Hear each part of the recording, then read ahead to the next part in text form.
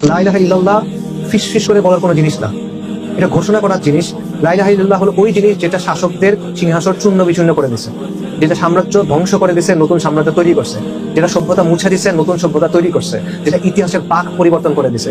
লা ইলাহা ইল্লাল্লাহ হলো ওই জিনিস যেটা মজলুমকে তার হক দিছে, যেটা আদল এবং ইনসাফ এনে দিছে, যেটা ধনী গরিবকে ধনীর সমান করছে, অসহায়কে শক্তিশালী সমান করছে। এটা হলো লা ইলাহা ইল্লাল্লাহ। এবং এই কারণে যুগে যুগে এটা বিরোধিতা হয়েছে, এই কারণে এটার গুরুত্ব এত বেশি, এই কারণে এটা আঁকড়ায় ধরে থাকা, সত্যিকার অর্থে আঁকড়ায় ধরে থাকা এতটা কঠিন। এবং এটার জন্য এত বড় পুরস্কার আল্লাহ বলছেন। কোন পুরস্কার বলেন?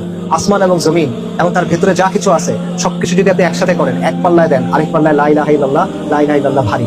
আসমান এবং জমিন একসাথে করে একটা লোহার আংটি যদি করা হয়, লা ইলাহা ইল্লাল্লাহ সেটাকে ভেঙে ফেলবে।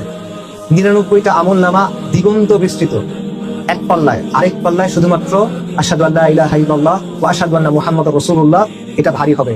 এই জন্য এত পুরস্কার এটার জন্য। আর কারো কর্তৃত্ব নাই, আর কারো রাজত্ব নাই, আর কারো সার্বভৌমত্ব নাই, আর কারো মুলকিয়াত নাই, আর কারো কথা চলে না, আর কারো কথা মানার কিছু নাই।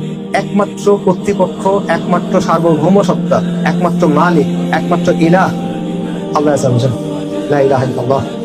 এটা আপনার নাজাতের বাণী, এটা দুনিয়াতে আপনার আজাদির বাণী, এবং এটা দুনিয়াতে এই জাহেলিয়াতকে উৎখাত করে সেখানে দ্বীনকে কায়েম করার যে বিপ্লব, সেটার বাণী।